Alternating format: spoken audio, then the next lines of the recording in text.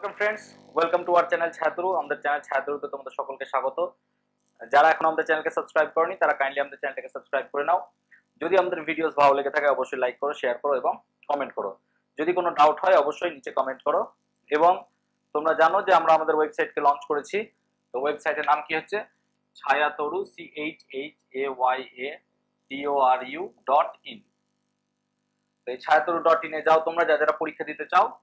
সেখানে exam portal আছে, exam পোর্টালে গিয়ে তুমি ক্লাস 10 চুজ করে নাও।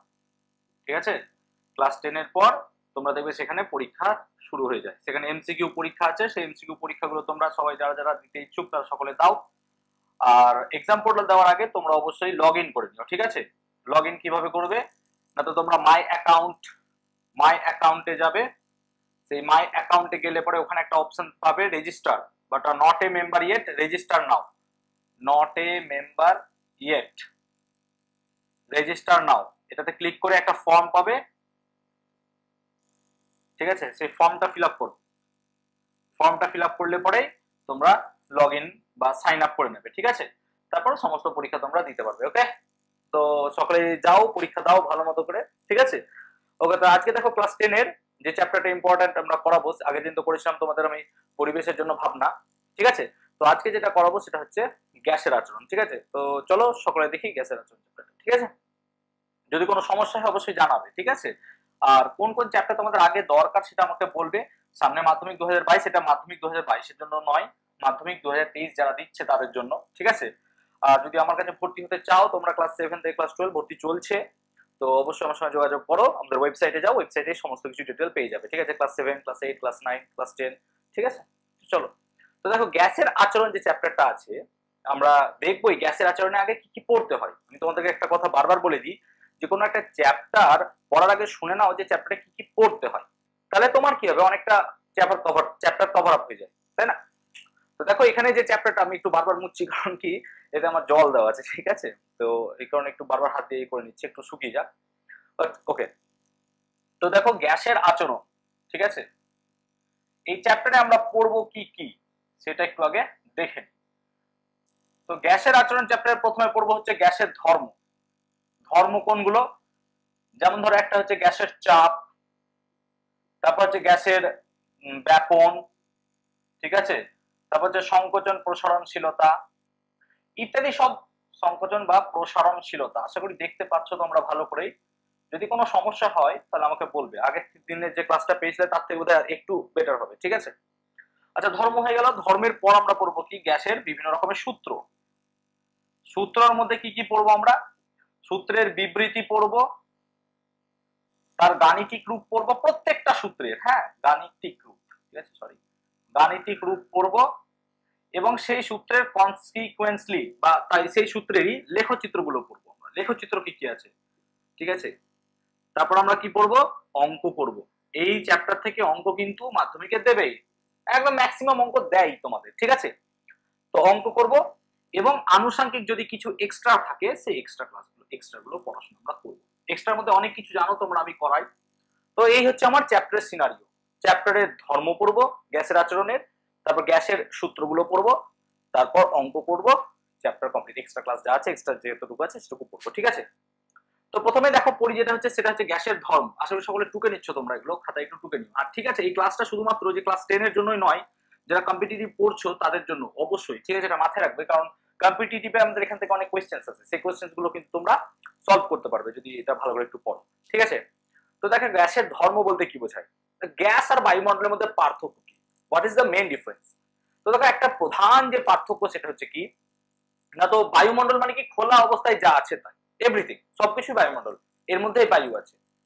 কিন্তু কোনো কিছু বায়ুমণ্ডলের একটা অংশকে নিয়ে যখন আমরা সেটার উপর পরীক্ষা করব, এক্সপেরিমেন্ট করব, যেমন একটা ঘরে, এই ঘরের মধ্যে একটা সসীম আয়তনের বায়ু আছে, সে 50 metre cube, 50 litre, whatever, একটা নির্দিষ্ট ভলিউমের বায়ুমণ্ডল আছে বা গ্যাস আছে। তো এই বায়ুটাকে যখন আমরা পরীক্ষা করব কোন একটা কন্টেনারে নিয়ে, তখন সেটাকে আমরা বলবো gas. So this is the main difference between gas and বায়ুমণ্ডল। বায়ুমণ্ডল মানে অসীম, তুমি তার কল্পনাও করতে পারবে না। পৃথিবী পৃষ্ঠ থেকে প্রায় 5000, 2000, 10,000 কিলোমিটার পর্যন্ত বিস্তৃত। কিন্তু গ্যাস তোমার সেখানে একটা কন্ট্রোল আছে। ইয়েস, আমার এত দূর পর্যন্ত, ঠিক আছে। তো এটাই বেসিক ডিফারেন্স। তো গ্যাসের ধর্মগুলো কি কি, ঠিক আছে, এদিক থেকে লিখছি, দেখো আশা করি তোমরা দেখতে পাবে, ঠিক আছে। তো গ্যাসের ধর্ম বলতে প্রথমেই পড়বো গ্যাসের চাপ, ঠিক আছে। গ্যাসের চাপ কাকে বলে? তো তোমরা প্রত্যেকেই জানো চাপ কাকে বলে। না তো স্যার আমরা ছোটবেলা থেকেই পড়ছি pressure equal to force by area, অর্থাৎ চাপ ইকুয়াল টু কি হবে, বল বাই ক্ষেত্রফল। তাহলে একক ক্ষেত্রফলের উপর প্রযুক্ত লম্ব বল, মাথায় রাখবে এই ফোর্সটা কিন্তু হবে লম্ব বল, ঠিক আছে। তাহলে একক ক্ষেত্রফলের উপর প্রযুক্ত লম্ব বলকে আমরা কি বলবো, চাপ বলবো, ঠিক আছে। তো চাপ হচ্ছে কি একক ক্ষেত্রফলের উপর প্রযুক্ত লম্ব। এবার এই লম্ব বলকে অনেক সময় আমরা ঘাত বলি, ঠিক আছে।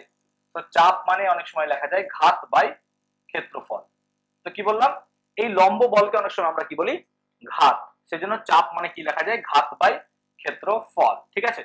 তো দেখো ক্ষেত্রফল যত কমবে তত আমার কি হবে, ঘাত বাড়বে। সেই জন্য কি করা হয়, পাউরুটি কাটার যদি ছুরি দেখো তোমরা, তাই না, পাউরুটি কাটার যদি ছুরি দেখো, ছুরির একটা অংশ কি থাকে, ধারালো, এদিকটা ধারালো দিক, ধারালো দিক বেশি কাটে কেন, কারণ ধারালো দিকের মধ্যে ক্ষেত্রফল কি থাকে তোমার, কম। তো দেখো ক্ষেত্রফল যদি কম থাকে, একই ঘাত প্রয়োগ করলে পরে যার ক্ষেত্রফল কম তার চাপ বেশি হবে, তার চাপ বেশি হবে, এই কারণে আমরা মোটামুটি ইউজ করি, ঠিক আছে। তো চাপের একক কি কি হবে, তো দেখো এসআই পদ্ধতিতে চাপের একক কি, তো এসআই পদ্ধতিতে চাপের একক হচ্ছে newton per metre square. CGS পদ্ধতিতে এই ইউনিটটা হয় ডাইন পার সেন্টিমিটার স্কয়ার। এই নিউটন পার মিটার স্কয়ারটাকে আবার বলা হয় পাস্কাল, ঠিক আছে। এই নিউটন পার মিটার স্কয়ারটাকে বলা হয় কি, পাস্কাল। তো সিজিএস পদ্ধতিতে এককটা হলো ডাইন পার সেমি স্কয়ার। লজিকটা শুরু বুঝতে পারছি, ডাউট হলে পরে বলবে অবশ্যই কমেন্টে যে স্যার এই জায়গাটা আমার বুঝতে অসুবিধা হয়েছে, আমি চেষ্টা করব পরের ভিডিওতে ডাউটটা ক্লিয়ার করে দেওয়ার, ঠিক আছে। তাছাড়াও আমরা কি করি, যদি ক্লাস 7 পড়ে থাকি বা 8, সেখানে কি আছে, টরিসেলের একটা পরীক্ষা, তো সেখানে আমরা কি করি, 76 সেন্টিমিটার পারদের চাপকে আমরা বলি কি, বায়ুমণ্ডলীয় চাপ। তো সেন্টিমিটার অফ 8g, এটাকে আমরা কিন্তু বায়ুমণ্ডলীয় চাপ বলতে পারি। আবার 1 এটিএম বা এটিএম হচ্ছে বায়ুমণ্ডলীয় চাপ। এটিএম মানে কি, অটোমেটেড টেলার মেশিন নয়, এটিএমটা হচ্ছে কি অ্যাটমসফিয়ার বা বায়ুমণ্ডলীয় চাপের একটা শর্ট নাম, ঠিক আছে। তাছাড়া আমরা ইউজ করি কি, বার, ঠিক আছে, ওই বার নয় অন্য বার, মিলিবার, ঠিক আছে। সো বার মিলিবার আমরা ইউজ করি, আমরা ইউজ করি টর, এখানে লিখে দিচ্ছি, হ্যাঁ। তো এটসেট্রা এত রকমের ইউনিট আছে, ঠিক আছে। তো স্বাভাবিক বায়ুমণ্ডলীয় চাপের মান কত, তো বায়ুমণ্ডলীয় চাপ যদি বার করতে হয়, টরিসেলি তো বের করেই দিয়েছিল, তাই না। কি করেছিল টরিসেলি, তিনি বলেছিলেন 76 সেন্টিমিটার পারদের চাপটা হচ্ছে বায়ুমণ্ডলীয় চাপের সমান। তো আমরা তাই করব, আমরা বেশি কিছু করব না। তো পি ইকুয়াল টু আমরা জানি এইচডিজি, এটা ক্লাস 9 আমরা সকলে পড়েছি, না পড়ে থাকলে আরেকবার পড়ে নাও। তো পি ইকুয়াল টু এইচডিজি, এইচ এর ভ্যালু তো 76, ডি এর ভ্যালু হচ্ছে 13.6, আর জি এর ভ্যালু হচ্ছে 980। পুরো যদি তুমি ক্যালকুলেট করো তাহলে 1.013 into 10 to the power 6 dyne per semi square হয়। আবার এটাকে লেখা যায় 1.013 into 10 to the power 5 newton per metre square, যেটার অপর নাম হচ্ছে কি, পাস্কাল। সো আমাদের এটা নিয়ে কোনো চিন্তা নাই। তো এটাই হলো স্বাভাবিক বায়ুমণ্ডলীয় চাপের মান। আবার এইটাকেই আমরা বলবো কি 1 এটিএম, এটার নামই লিখবো আমরা 1 এটিএম, অর্থাৎ 1 অ্যাটমসফিয়ারিক প্রেসার, এটাকেই বলবো আমরা 1.013 10 to the power 5 newton per metre square. আর এটা হচ্ছে কি 76 সেন্টিমিটার পারদের চাপের সঙ্গে সমান, কারণ বায়ুমণ্ডলীয় চাপ বের করছি তো আমরা, লজিকটা আমাদের বুঝতে হবে, একই জিনিস বেরোবে। এবার আমরা যদি 76 সেন্টিমিটারটাকে মিলিমিটারে কনভার্ট করতে চাই, ঠিক আছে, তো 76 মানে হচ্ছে কি 760 মিলিমিটার হবে, ঠিক তো, দেখো আশা করি দেখা যাচ্ছে যারা, হ্যাঁ 760 মিলিমিটার হবে। এবার 1 মিলিমিটার অফ এইচজি, এই যে চাপটা আছে একে বলা হয় 1 টর। সো 1 টর কাকে বলবো আমরা, 1 মিলিমিটার অফ এইচজি যে চাপটা আছে তাকে বলবো আমরা 1 টর। তাহলে 1 এটিএম মানে আমরা কি লিখতে পারি, 760 টর। কেন, কারণ তোমাদেরকে তো এক্ষুনি দেখালাম যে 760 মিলিমিটার যেটা হয় সেটাই হচ্ছে কি বায়ুমণ্ডলীয় চাপ। আবার 1 টর মানে হচ্ছে কি 1 মিলিমিটার অফ এইচজি চাপ, তার মানে 1 এটিএম মানে 760 টর, সেটা মানে 1.013 into 10 to the power 5 newton per metre square, সেটা মানে 1 অ্যাটমসফিয়ার, আর সেটা মানে 1.013 into 10 to the power 6 dyne per semi square. তো বলবো কি, আবার এটাকে লেখা হয় কি 1013 মিলিবার। তোমরা নিশ্চয়ই ক্লাস 8 বা 9 থেকে পড়ে আসছো, তাহলে এগুলো সব হলো বায়ুমণ্ডলীয় চাপ। লজিকটা দেখো বোঝাতে পেরেছি আশা করি, কোনো ডাউট হলে পরে আমাকে বলবে। লজিকটা আশা করি দেখো সকলের ক্লিয়ার হয়েছে, ঠিক আছে? তাহলে এগুলো মোটামুটি আমাদের বায়ুমণ্ডলীয় চাপ। এত কিছু তো পড়লাম, চাপ মাপার যন্ত্রের নামই পড়লাম না, ঠিক আছে? তো এখানে লিখে দিচ্ছি, হ্যাঁ দেখা যাচ্ছে তো, মিটিয়ে লিখে দিচ্ছি, ঠিক আছে, অসুবিধা নেই। তো আমরা দেখো এখনো পড়ছিলাম চাপ, তো এই দিকটা মেটাই, কারণ এই দিকটা অনেক আগে লেখা হয়ে গেছে, তোমরা আসলে টুকে ফেলেছো। ঠিক আছে, ক্লাসটা ভালো লাগলে অবশ্যই একটু লাইক করো আর বন্ধুদের মধ্যে শেয়ার করো যারা এখনো অ্যাকচুয়ালি ক্লাস পাইনি বা ক্লাস দেখেনি, ঠিক আছে? একটু মন দিয়ে দেখে নাও, ওকে? আর এগুলো মিটিয়ে দিচ্ছি, হ্যাঁ পজ করে তোমরা দেখে নিতে পারবে, অসুবিধা নাই, ঠিক আছে?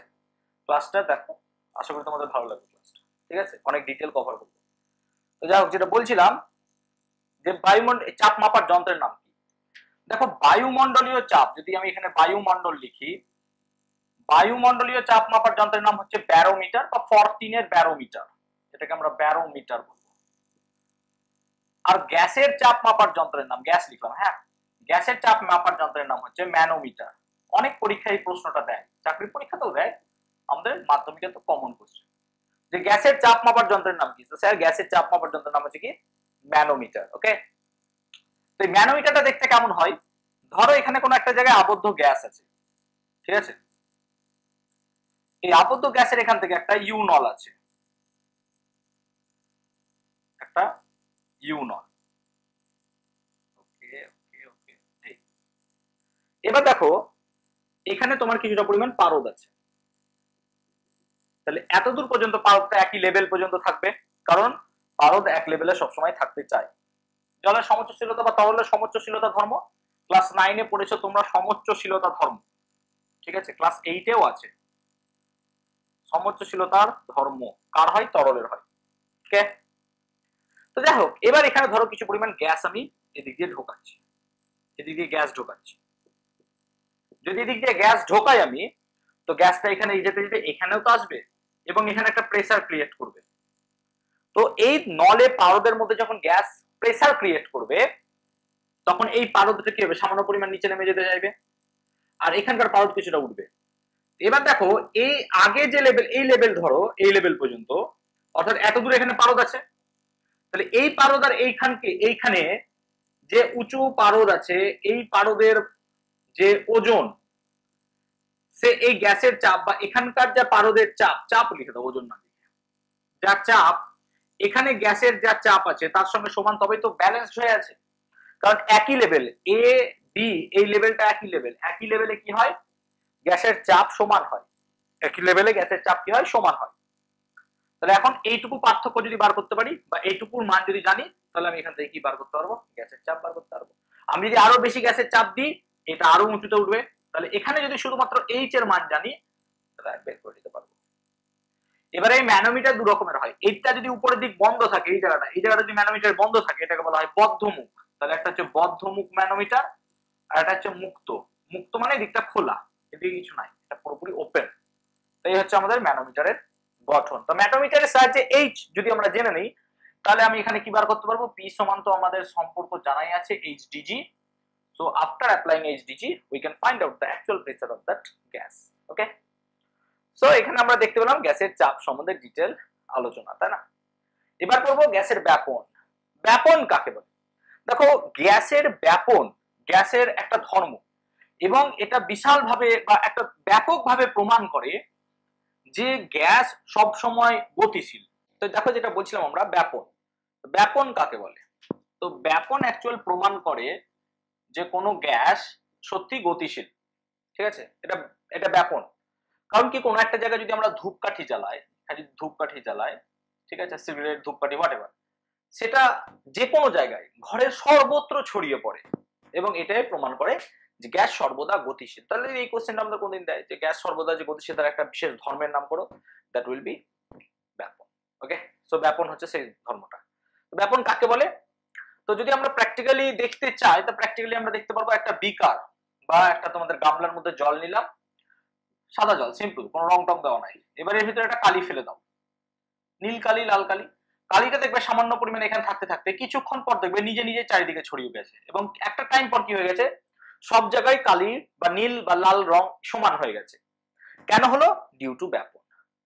স্বতঃস্ফূর্তভাবে ডেন্সার এলিমেন্ট বা যেটার ঘনত্ব বেশি, সেই ঘনত্ব বেশি থেকে কম ঘনত্বের দিকে স্বতঃস্ফূর্তভাবে দুটো পদার্থ মিশে যাওয়ার ঘটনাটাকে বলি আমরা ব্যাপন। তো দেখো আমাদের এখানে গ্যাসের ক্ষেত্রে যখনই দুটো পদার্থ মিশবে তারা সমসত্ব মিশ্রণ তৈরি করবে। গ্যাস যখন মিশবে, অর্থাৎ গ্যাসের মধ্যে হেটেরোজেনিয়াস বা অসমসত্ব আমরা তৈরি করতে পারবো না। সবসময় কি হবে, হোমোজিনিয়াস বা সমসত্ব ভাবে গ্যাস দুটো পরস্পর মিশে যায়। সেজন্য গ্যাসের কখনো ইমালশন হয় না বা গ্যাসের কোলয়েড হয় না, এগুলো হয় না গ্যাসের ক্ষেত্রে, ঠিক আছে। এটা হচ্ছে গ্যাসের মোটামুটি ব্যাপন ধর্ম। তারপরে যে গ্যাসের সংকোচনশীলতা এবং প্রসারণশীলতা, আমরা প্রত্যেকেই তার মানে বেনিফিট উপভোগ করি। কেমন ভাবে, দেখো আমাদের প্রত্যেকের বাড়িতে এলপিজি আছে। এলপিজি যে সিলিন্ডার আছে, সিলিন্ডারের মধ্যে কি হয়, হিউজ প্রেসার ক্রিয়েট করে ওই গ্যাসকে লিকুইফাইড করা হয়। তো লিকুইফাইড যখন করে দেওয়া হবে তখন কি হবে, প্রচুর পরিমাণের গ্যাসকে কি করা হবে, ওর মধ্যে রাখা যাবে। তো আমি যদি কোনো গ্যাসের উপর হিউজ প্রেসার অ্যাপ্লাই করি তখন কি হবে, ওই গ্যাসটাই কি প্রচুর পরিমাণ আয়তন ছোট হয়ে যায়, তার মানে সংকুচিত হয়ে যায়। আবার যদি আমি গ্যাসকে ছেড়ে দিই, অর্থাৎ এলপিজি সিলিন্ডারটাকে যদি আমরা ছেড়ে দিলে কি হবে, পুরো বাতাসে মিশে যাবে। সো এখানে আমাদের কোনো রকমের কোনো সমস্যা হবে না। অর্থাৎ গ্যাস যেমন প্রসারিত হতে পারে, গ্যাস তেমন সংকুচিতও হতে পারে। তাহলে এই হলো মোটামুটি আমাদের গ্যাসের ধর্ম, যেখানে আমরা পড়লাম কি চাপ, ব্যাপন এবং সংকোচনশীলতা এবং প্রসারণশীলতা। তো দেখো গ্যাসের এগুলো মোটামুটি ধর্ম, ঠিক আছে। এবার আমরা পড়বো গ্যাসের বেগ নিয়ে, গ্যাসের ভেলোসিটি বা বেগ, ঠিক আছে। তো দেখো গ্যাসের বেগ বলতে কি বোঝায় না, তো তোমার কাছে যদি একটা কন্টেনার থাকে, এরকম একটা কন্টেনার আছে, ঠিক আছে। এরকম কন্টেনারের মধ্যে কি আছে, তোমার কিছু পরিমাণ গ্যাস আছে। এবার এখানে যদি তুমি ক্লাস 9 এর কনসেপ্টটা ক্লিয়ার করো, যে 1 মোল অফ অক্সিজেন যদি তুমি চুজ করো, তাহলে এর মধ্যে 6.022 ইনটু 10 টু দি পাওয়ার 23 এত নাম্বার বা এত সংখ্যক পার্টিকেলস বা অণু আছে। এবার এত সংখ্যক অণুর ভেলোসিটি জেনে তাদের করা তো মুশকিল, কি করে পারবো আমি বার করতে, তাই না। তো এখানে কি করা হয়, ধরো কথা মানে আমি বলছি যে 3টে কণা আছে, 1 2 3, প্রত্যেকে একটার ভেলোসিটি ধরো +5 মিটার পার সেকেন্ড, আর একটা ভেলোসিটি +5 মিটার পার সেকেন্ড, আর একটা ভেলোসিটি -10 মিটার পার সেকেন্ড হতেই তো পারে। কেন, দুটো পার্টিকেল এইদিকে ছুটছে, একটা পার্টিকেল এইদিকে ছুটছে, তাহলে প্লাস মাইনাস এরকম হয়ে যাওয়ার চান্সটা একটা থাকবেই। তাহলে এখন যদি এদের আমি অ্যাভারেজটা দেখো এইভাবে লিখবো আমরা, সি তার মাথায় বার, সি বার বলা হয়। সি অ্যাভারেজ যদি বার করি তাহলে কত হবে, +5 5 -10/3, দ্যাট মিন্স 0। সো এরকম একটা সিচুয়েশনে অ্যাভারেজ ভেলোসিটি 0, এটা হওয়ার প্রবাবিলিটি একটা থাকতে পারে আমাদের। তার মানে গ্যাসের বেগ 0, এটা কি পসিবল না, কারণ কি ব্যাপন ধর্ম প্রমাণ করছে গ্যাস সবসময় গতিশীল। আরে গ্যাসের বেগ যদি গড়বেগ কখনো 0 হয়ে যায়, আমরা কি শ্বাস প্রশ্বাস নিতে পারবো নাকি। ধরো গ্যাসের পার্টিকেল গুলো একসময় হরতাল করলো যে আমরা কোনো আজকে ছুটবো না, আমরা চুপচাপ এক জায়গায় বসে থাকবো, আমাদের কি হবে, আমরা কি করবো, তাহলে আমরা তো গল্প হয়ে যাবো, ছবি হয়ে যাবো। সো গ্যাসের ভেলোসিটি কখনো 0 হতে পারে না।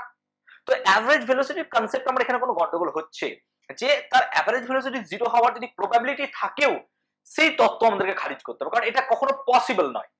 কারণ কি পুরো পার্টিকেলদের মাপলাম, দিয়ে গিয়ে দেখলাম কি গ্যাসের ভেলোসিটি 0 হয়ে যাচ্ছে, how is this possible. So এটা পসিবল নয়। তো আমরা এই জন্য কি করব, অ্যাভারেজ ভেলোসিটিটাকে কনসেপ্টটাকে অ্যাভয়েড করব।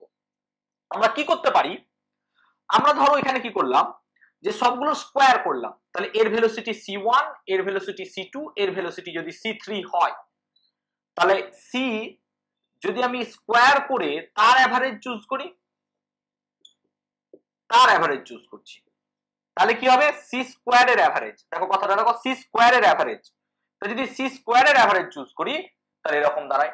তাহলে এখন কি এদের মাইনাস হওয়ার 0 হওয়ার চান্স নেই, কেন, কারণ +5 এর স্কোয়ার +5 এর স্কোয়ার -10 এর স্কোয়ার, এবার মাইনাসের স্কোয়ার কি হয়ে যাবে, প্লাস, তার মানে এর একটা ভ্যালিড ভ্যালু থাকবে, ভ্যালিড, 0 হবে না, 0 নয়, ভ্যালিড ভ্যালু থাকবে।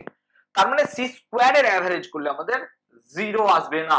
কিন্তু এটা কি ভেলোসিটি নয়, কারণ কি এর ইউনিট হবে metre square by second square. কেন, স্কোয়ার করে ফেলেছি আমরা স্কোয়ার করেছি বলে তার ইউনিট কি হয়ে গেছে, metre square by second square. আমরা এখানে এরকম করব না, আমরা যদি এটা রুট করে ফেলি, তাহলে দেখো তো c স্কোয়ার এর অ্যাভারেজ ছিল, তার যদি আমি রুট করে ফেলি তাহলে তো আবার ইউনিটটা কি হয়ে যাবে, মিটার পার সেকেন্ড, এবং এটাকে আমরা কি বলতে পারি, ভেলোসিটি বলতে পারি। তো এইটারই নাম হচ্ছে CRMS, যেটা বলা হয় রুট মিন স্কোয়ার। আমি কোথাও লিখে দিচ্ছি, এখানে দেখা যাচ্ছে, হ্যাঁ দেখা যাচ্ছে, রুট মিন স্কোয়ার। ঠিক আছে, রুট মিন স্কোয়ার ভেলোসিটি বলা হয় এটাকে। তো সিআরএমএস কি হবে তাহলে? Root over c1 square plus c2 square plus c3 square by কত লিখবো 3। এন্ড এটা কখনো জিরো হবে না, it can never be zero. কেন হবে না? বিকজ অফ দ্য স্কোয়ার করে ফেলছি, আমার মাইনাসে প্লাসে জিরো হচ্ছিল, সেই কনসেপ্টটা এখানে আমি পুরো চেঞ্জ করে ফেললাম। সো সেই কারণে এটাকে বলে আরএমএস। এবং আমরা গ্যাসের যাবতীয় যা আলোচনা সবগুলো আরএমএস ভেলোসিটি নিয়ে আলোচনা করব। আমরা কখনো অ্যাভারেজ ভেলোসিটি নিয়ে কাজ করব না, আমরা সবসময় আরএমএস ভেলোসিটি নিয়ে কাজ করব। কেন? তার রিজন তোমার কাছে আছে সামনে, ঠিক আছে? তো এখানে দেখো গ্যাসের চাপের সঙ্গে আরএমএস ভেলোসিটির একটা বিশাল সম্পর্ক আছে, ঠিক আছে? এটা আমি পরীক্ষায় দিই অনেক সময়। তো গ্যাসের প্রেসার যদি পি হয়, এখানে দেখা যাবে ভালো করে লিখলে, হ্যাঁ এখানে। তো গ্যাসের মিটিয়ে দিই, একটা অসুবিধা অসুবিধা নাই, কন্টেনারটাকে মিটিয়ে দিই। তো গ্যাসের যদি প্রেসার পি হয়, ঠিক আছে, গ্যাসের প্রেসার যদি পি হয়, তাহলে পরে পি সমান 1/3 রো সিআরএমএস তার স্কোয়ার। এটা হচ্ছে কি গ্যাসের velocity formula. So P equal two, একটু আবছা হয়ে গেল না, ঠিক আছে এখানে লিখে দিই, P equal to 1/3 rho CRMS তার স্কোয়ার। তার মানে রোটা হচ্ছে ডেনসিটি, ঘনত্ব, গ্যাসের ঘনত্ব, আর পিটা হচ্ছে প্রেসার বা চাপ, আর সিআরএমএস তো বুঝতেই পেরেছো যে কি। তাহলে এখান থেকে মাথায় রাখবে এটা কি করে হলো স্যার, ক্লাস 11 এর প্রুফ আছে, ঠিক আছে, কাইনেটিক থিওরি অফ গ্যাস ওই চ্যাপ্টারে। সো ওই চ্যাপ্টারে প্রুফ থাকলে ওই চ্যাপ্টারে প্রুফটা করাবো আমরা, কোনো চিন্তা নাই, ঠিক আছে? যখন 11 এর জিনিস থাকবে 11 এর মোটামুটি আমরা করাবো। তাহলে গ্যাসের ভেলোসিটি আমরা কেন আরএমএস চুজ করি রাদার দ্যান দা অ্যাভারেজ ভেলোসিটি, এখানে আমরা ক্লিয়ার করলাম, ঠিক আছে? এবার আসবে গ্যাসের সূত্র। গ্যাসের সূত্র পড়ার আগে একটা টেকনিক শিখে নেব, সেই টেকনিক শিখলে পরে আমাদের খুব ইজি হবে, ঠিক আছে? তো দেখো গ্যাসের মূলত একটা কন্টেনারের মধ্যে যদি গ্যাস থাকে, তো সেক্ষেত্রে তিনটে জিনিস আমাদের মোটামুটি জানতে হয়। কি কি সেই তিনটে জিনিস? দেখো কোন একটা কন্টেনার, ধরো এখানে কোন একটা কন্টেনার আছে, ঠিক আছে, সাপোজ এখানে একটা কন্টেনার আছে, এর মধ্যে সাম কাইন্ড কিছু নাম্বার অফ এলিমেন্টের গ্যাস আছে, ঠিক আছে?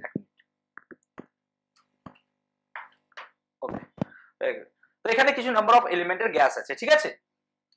এবার এই গ্যাসের কি জানবো আমরা? প্রেসার, ভলিউম, টেম্পারেচার এবং মোল নাম্বার। মোল নাম্বার মানে হচ্ছে মাস, ভাবতে পারো এরকম ভাবে কনসেপ্টটা নিতে পারো, মোল নাম্বার মানে হচ্ছে মাস, ঠিক আছে? এবার দেখো যখন মাস এবং টি দুটো স্থির থাকবে, তখন প্রেসার আর ভলিউমের ভ্যারি করলে পরে পাবে তুমি বয়েলস ল বা বয়েলের সূত্র। কি বললাম? মাস নাম্বার এবং টেম্পারেচার বা অর্থাৎ মোল সংখ্যা এবং যদি উষ্ণতাকে তুমি স্থির রাখো বা ভর আর উষ্ণতাকে স্থির রাখো, তাহলে তুমি পাবে বয়েলস ল, ঠিক আছে? তেমনি যদি ভলিউম আর টেম্পারেচারকে ভ্যারি করাও, অর্থাৎ তখন তোমার চাপ আর ভর যদি স্থির থাকে, চাপ আর ভর তোমার স্থির, তখন পাবে তুমি চার্লস ল, ঠিক আছে? চার্লস ল। এবার যদি তোমার এন এবং ভি ধ্রুবক থাকে, এন এবং ভি, তখন তুমি পাবে রেনল্ডস ল। এটা চাপের সূত্র লেখো, ল অফ প্রেসার, চাপের সূত্র, ল অফ প্রেসার। কখন? না তো যখন তোমার ভি এবং এন কনস্ট্যান্ট থাকবে, আর ভি আর এন তুমি পাবে, ভি আর এন যখন তোমার পি আর টি কনস্ট্যান্ট থাকবে, এটাকে বলবে অ্যাভোগাড্রোস ল। এরকম করে কি কোনোদিন পড়েছো? বা ক্লাস 10 এর গ্যাসের আচরণ এভাবে পড়ানো হয়েছে কখনো? জানি না, হলে পরে একটা, যদি না হয় এই প্রথম দেখছো তাহলে লাইক ঠুকে দাও, অবভিয়াসলি লাইক, ঠিক আছে? যাই হোক, তাহলে চাপ, আয়তন, উষ্ণতা এবং ভর বা মোল নাম্বার হোয়াটএভার, এগুলো নিয়ে আমরা আলোচনা এখন গ্যাসের সূত্র। তাহলে কি হবে? যখন গ্যাসের উষ্ণতা এবং ভর, রিপিট করো, গ্যাসের উষ্ণতা এবং ভর, উষ্ণতা এবং ভর, উষ্ণতা এবং ভর যদি আমার স্থির থাকে, তাহলে পাবো বয়েলস ল। তাহলে বয়েল ল এর ধ্রুবক রাশি কি হবে? উষ্ণতা এবং ভর। সিমিলারলি যখন আমার চাপ এবং ভর, অর্থাৎ চাপ এবং গ্যাসের ভর বা মোল নাম্বার ধ্রুবক থাকছে, তখন পাচ্ছি আমি চার্লস ল। তাহলে চার্লস ল ভি আর টি এর মধ্যে কাজ করবে, P V Boyle, V T হচ্ছে চার্লস। এবার যখন ভলিউম এবং এন বা মোল নাম্বার কনস্ট্যান্ট থাকছে, যখন এটা কনস্ট্যান্ট থাকছে, তখন আমি কি পাচ্ছি? ল অফ প্রেসার, বা এটাকে রেনল্ডস সূত্র বলা হয়। আবার যখন ভলিউম এবং নাম্বার অফ মোল ভ্যারি করছে, তখন পি আর টি কনস্ট্যান্ট থাকছে, সেটাকে বলবো আমরা অ্যাভোগাড্রো। মানে যে দুটো ভ্যারি করবে তার অপোজিটটা সবসময় কি থাকবে?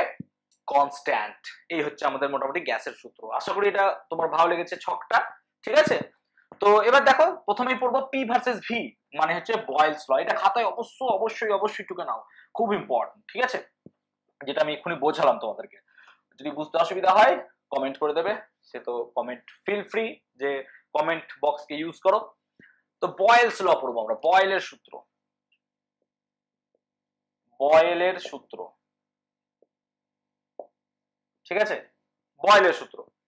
বয়েলের সূত্রটা কি বলছে দেখো, তোমরা পজ করে শুনে নিও, আমি গাণিতিকে চলে যাবো। হ্যাঁ, স্থির চাপে নির্দিষ্ট ভরের কোনো গ্যাসের আয়তন, স্থির চাপে নির্দিষ্ট ভর, তাই তো বোঝালাম আমি, ঠিক আছে, সরি স্থির উষ্ণতায়, স্থির উষ্ণতায় নির্দিষ্ট ভরের কোনো গ্যাসের চাপ, স্থির উষ্ণতায় নির্দিষ্ট ভরের কোনো গ্যাসের চাপ তার আয়তনের সঙ্গে ব্যস্তানুপাতিক। তো ধরি পি চাপে কোনো গ্যাসের আয়তন, কোনো গ্যাসের আয়তন কত, তো স্যার ভি, এটা হচ্ছে কোনো গ্যাসের আয়তন পি চাপে, আমি ধরে নিলাম, এখানে আমাদের লেখাটা দেখা যাচ্ছে না, কেটে যাচ্ছে, এখানে আয়তন ভি লেখা আছে, হ্যাঁ আয়তন ভি, ক্যাপিটাল ভি। তাহলে বয়েলের সূত্রানুসারে ভি সমানুপাতিক 1/p, কি না, তো যখন ভর ও উষ্ণতা স্থির,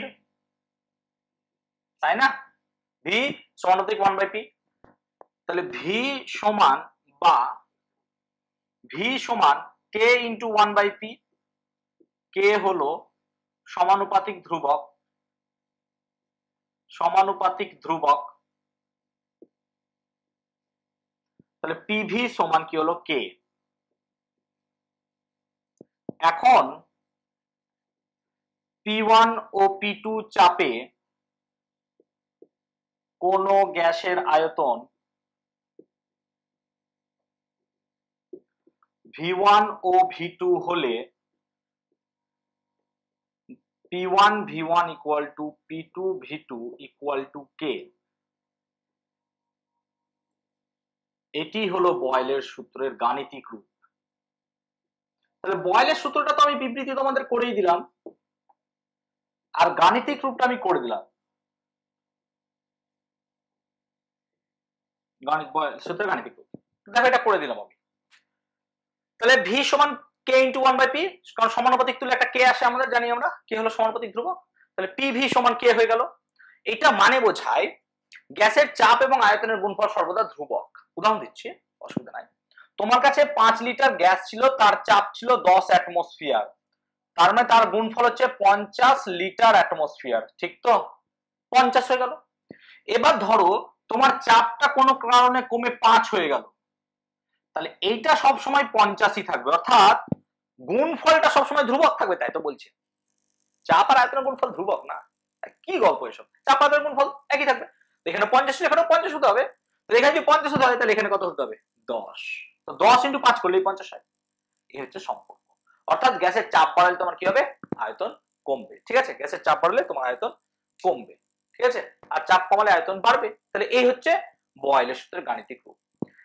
বয়েল আগে প্রথমে লেখচিত্র অঙ্কন করেছিলেন, ঠিক আছে, তো দেখো এটা টুকে নাও, তোমাদের যদি ডাউট হয় অসুবিধা হয় কিছু আমাকে বলো।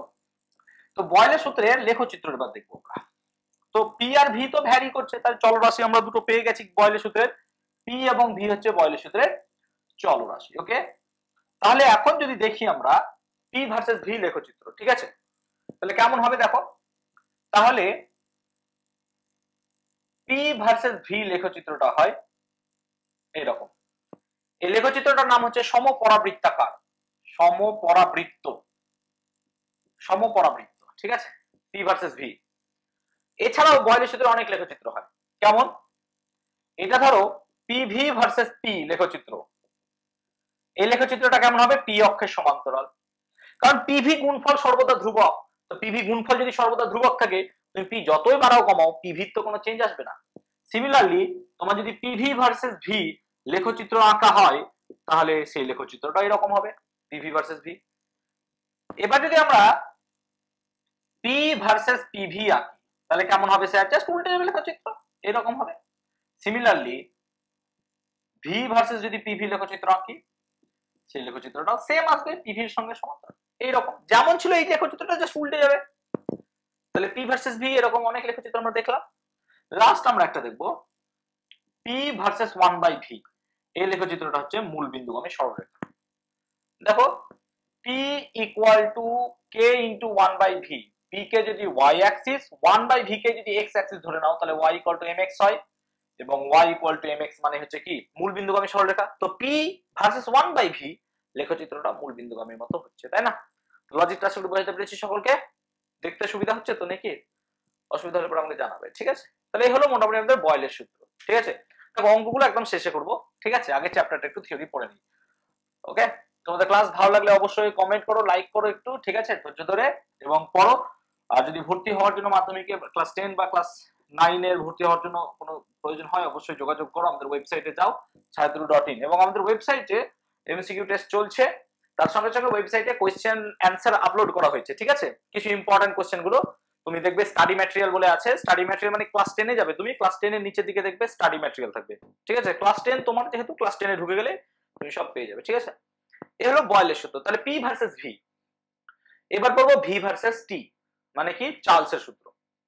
ওকে, তাহলে এবার পড়বো হচ্ছে চার্লসের সূত্র। চার্লসের সূত্রটা কি বলছে? এটা বিশাল বড় সূত্র, মাধ্যমিকের জন্য অনেক বড় সূত্র, তাই না? আমাদের ক্লাস 10 এ আমরা যেহেতু এখনো বাচ্চা ছোট আছি, তাই না? তো চার্লসের সূত্রটা যথেষ্ট ছোট। সূত্রটা কি বলছে দেখো, স্থির চাপে নির্দিষ্ট ভরের, চাপ স্থির আর ভর স্থির একটু আগে তো বুঝালাম, তাই না? স্থির চাপে নির্দিষ্ট ভরের কোন গ্যাসের আয়তন প্রতি 1 ডিগ্রি সেন্টিগ্রেড উষ্ণতা বৃদ্ধি বা হ্রাসের জন্য 0 ডিগ্রি সেন্টিগ্রেড উষ্ণতায় ওই গ্যাসের যে আয়তন তার 1/273 অংশ যথাক্রমে বৃদ্ধি বা হ্রাস পায়। এই হলো মোটামুটি আমাদের সূত্র। তো চার্লস কি বলছে যে ধরো 0 ডিগ্রি সেন্টিগ্রেড উষ্ণতায় কোন গ্যাসের আয়তন ভি সাফিক্স 0, এটা দেখা যাচ্ছে কি কেটে? হ্যাঁ দেখা যাচ্ছে, এটা V suffix 0, M V naught আমি ধরলাম আয়তন। এবার 1 ডিগ্রি সেন্টিগ্রেড উষ্ণতা বৃদ্ধিতে গ্যাসের আয়তন বৃদ্ধি কত হবে না? তো ভি0 তার 1/273 অংশ, তাই তো বললো স্থির চাপে নির্দিষ্ট ভরে কোনো গ্যাসের আয়তন প্রতি 1 ডিগ্রি সেন্টিগ্রেড উষ্ণতা বৃদ্ধি বা হ্রাসের জন্য 0 ডিগ্রি সেন্টিগ্রেড উষ্ণতায় যা আয়তন তার 1/273 অংশ বাড়বে বা কমবে। আমাকে চার্লস এইটুকু বলেছে, আমি চার্লসের মতো লিখেছি বাস। তাহলে 1 ডিগ্রি সেন্টিগ্রেড উষ্ণতায় গ্যাসের মোট আয়তন কত হবে স্যার? না তো মোট আয়তন হবে ভি0 তো ছিলই, তার সঙ্গে ভি0 ইন্টু 1/273 আমাকে যোগ করতে হবে, কারণ যা ছিল তার সঙ্গে যা বাড়লো সেটুকু তুমি যোগ করো, তাহলে কত হবে? ভি0 1 প্লাস 1/273, তাই না? এটা হলো 1 ডিগ্রিতে। এবার যদি তুমি 2 ডিগ্রি সেন্টিগ্রেডে গ্যাসের মোট আয়তন বার করো, কত হবে?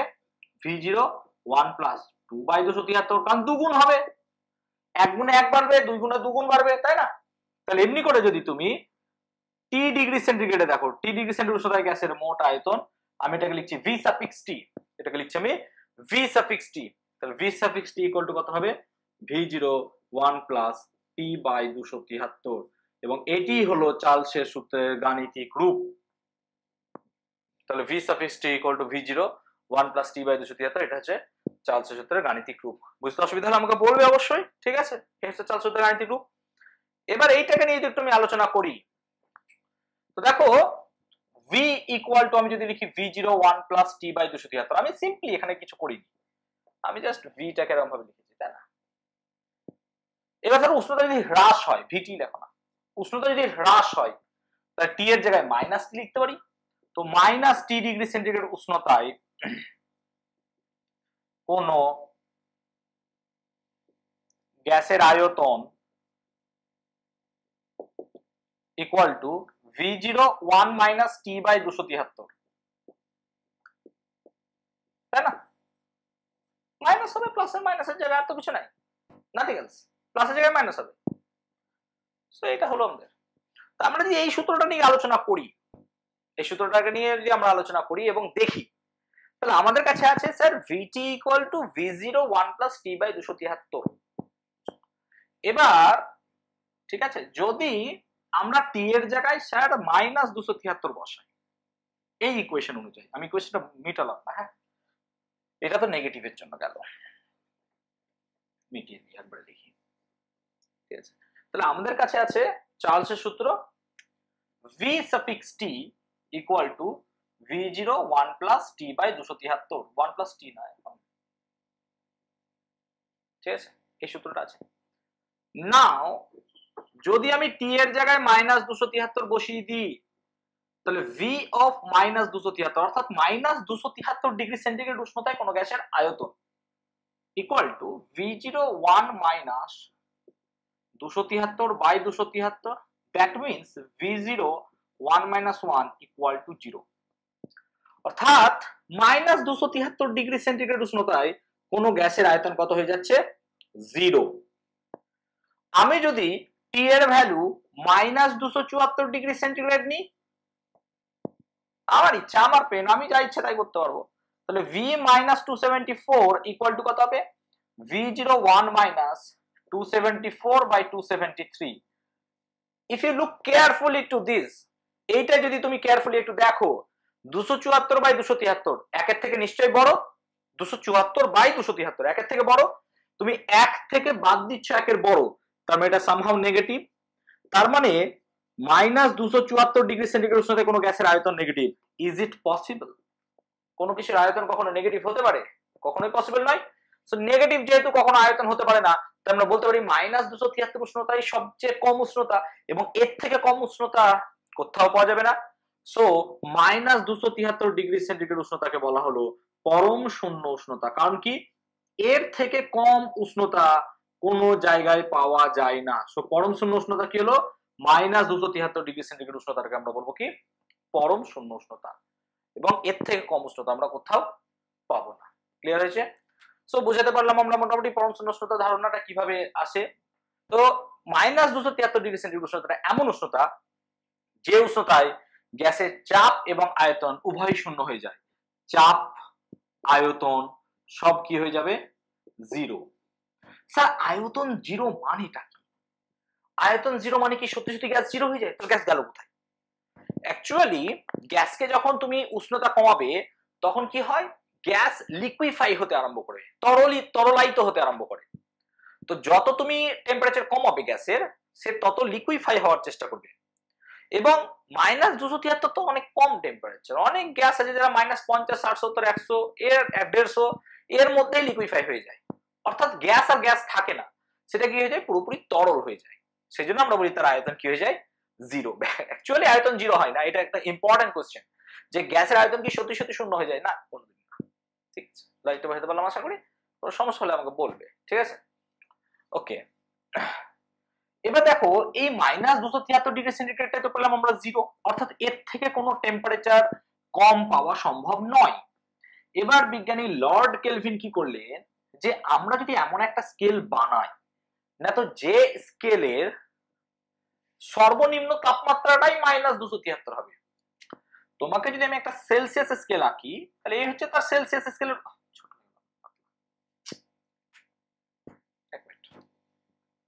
তোমাকে যদি আমি সেলসিয়াস স্কেলটা এঁকে দেখাই, তাহলে সেলসিয়াস স্কেলটা কেমন ছিল না, তো এই রকম, ঠিক আছে? এটা হচ্ছে তার ঊর্ধ্ব স্থিরাঙ্ক কত না, তো 100 ডিগ্রি সেন্টিগ্রেড, নিম্ন স্থিরাঙ্ক 0 ডিগ্রি সেন্টিগ্রেড, এবং এরও নিচে যদি যাও কোন এক জায়গায় তুমি পাবে -273 ডিগ্রি সেন্টিগ্রেড, এর নিচে আর কোনো উষ্ণতা নাই। এই তো গল্প সেলসিয়াস স্কেলের। এবার লর্ড কেলভিন বললেন কি, যে আমি এমন একটা স্কেল বানাতে চাইছি যা শুরুই হবে 0 কেলভিন থেকে, অর্থাৎ এইখান থেকে শুরু হবে, অর্থাৎ এইটাকেই আমি বলবো কি 0। তার মানে এখানে নেগেটিভ টেম্পারেচারের কোনো অস্তিত্বই থাকবে না। লজিক বোঝাতে পারছি আশা করি। এবং এখানে প্রত্যেকটা ডিগ্রির অন্তর যা ছিল 1 ডিগ্রি, এখানেও সেম গ্যাপ নেওয়া হলো 1 ডিগ্রি। তাহলে এখানে যদি 0 ধরা হয়, তাহলে এখানে কত ধরা হবে 273। কেন? কারণ এখান থেকে 273 নামছি তবেই তো পাচ্ছি, তাহলে 0 থেকে 273 উঠলে তবেই তো একই পাবো। কারণ কি এখানে 1 ডিগ্রি যা, এখানেও 1 ডিগ্রি কি সেম। আর এখানে গেলে কত হবে, তাহলে আবার 100 যোগ করো 373। তাহলে সেলসিয়াস স্কেল যদি T হয়, তার সঙ্গে দেখো 273 যোগ করলেই তুমি পেয়ে যাচ্ছ কেলভিন স্কেল। তাহলে এটা হচ্ছে ফর্মুলা, তাই তো হচ্ছে। দেখো 100 এর সঙ্গে 273 যোগ করলে তুমি 373 পাচ্ছ, 0 এর সঙ্গে 273 যোগ করলে 273 পাচ্ছ, 273 মাইনাসের সঙ্গে আবার 273 যোগ করলে 0 পাচ্ছ। তো এই স্কেলটার নাম দেওয়া হলো কেলভিন স্কেল, এবং এটাই হচ্ছে আমাদের এসআই স্কেল বা এসআই ইউনিটে এটা ইউজ করি আমরা। তো কি করে লর্ড কেলভিন পেলেন বোঝাতে পারলাম স্কেলটা। তো এটাকে বলা হয় পরম স্কেল, সংজ্ঞাটা বইয়ে আছে, একটু দেখে নিও, ঠিক আছে? সবকিছু আর বলে দিচ্ছি না। ওকে, তাহলে এই হলো মোটামুটি আমাদের পরম স্কেল। ক্লিয়ার হলো পরম স্কেল কিভাবে আইডিয়াটা এলো কেলভিনের মাথায়? ক্লিয়ার? তাহলে আমাকে যদি বলা হয় 30 ডিগ্রি সেন্টিগ্রেড ও 300 কেলভিন কে বড় কে বেশি, তাহলে কিছু নয়, দেখো একটা সেলসিয়াস আছে একটা কেলভিন আছে, গন্ডগোল আছে না? আমাকে দুটোকে একই জায়গায় নিয়ে চলে আসো। তাহলে সেলসিয়াসের সঙ্গে যদি আমি 273 যোগ করি তাহলেই তো কি পাবো? কেলভিন। তাহলে এখানে আছে 303 কেলভিন আর এখানে আছে 300 কেলভিন, তাহলে স্যার 30 ডিগ্রি সেন্টিগ্রেডই তো বড়। 300 তে ধোকা খেলে হবে না যে 300 রে বাবা 300টাই বড় নাকি, না, তোমার এখানে বড় কি হবে? 30 ডিগ্রি সেলসিয়াস। ঠিক আছে, আশা করি বুঝতে পেরেছি এই পার্টটা, চার্লসের সূত্রে এই জায়গাটা। এবার আসি লেখচিত্রে। ঠিক আছে, এবার আসি লেখচিত্রে। তো দেখো লেখচিত্র জিনিসটা তো আমাদের পড়তে হবে, পি ভার্সেস ভি পড়লাম, তাহলে এখানেও পড়তে হবে ভি ভার্সেস টি, কারণ লেখচিত্র তো আমাদের সূত্রের অঙ্গ। ঠিক আছে, তো কেউ লেখচিত্রগুলোকে মিস করো না, খুব ইম্পর্টেন্ট জিনিস। ঠিক আছে, ওকে। তো দেখো আমরা যদি সূত্রটা একটু ভাঙি, তাহলে ভি ইকুয়াল টু আমরা পেয়েছিলাম V zero 1 plus T by 273, তাই না? এরকম পেয়েছিলাম। এবার যদি ভেঙে ফেলো, ভি সাফিক্স টি ছিল, আমি সেটা লিখছি না। ভি ইকুয়াল টু যদি V zero plus V zero by 273 into T, এটাও লিখতে পারি। যারা পারবে না বলছো একবার খাতা কলম ইউজ করো, পারবে, নাহলে অঙ্ক স্যারকে আমাকে ফোন করতে হবে তোমাদের যে কি ব্যাপার এটা পারছে না কেন। যাই হোক, এবারে জোক ছিল, হ্যাঁ, সিরিয়াসলি নিও না। তাহলে এবার দেখো আমি ভি কে যদি ওয়াই বরাবর ধরি, তাহলে ওয়াই ইকুয়াল টু ভি কে নিচ্ছি, এটাকে যদি সি চুজ করি, এটাকে যদি এম চুজ করি, এটাকে যদি এক্স চুজ করি, তাহলে দেখো তো Y equal to M X plus C এর মতো লেখচিত্র আসছে না, যেখানে এম এর ভ্যালু ভি জিরো বাই 273। তাহলে এখন যদি আমি গ্রাফিক্যালি প্লট করতে চাই, ঠিক আছে, কার সঙ্গে কার, না তো ভি এর একটু এটা ব্যাকা হয়ে গেছে না,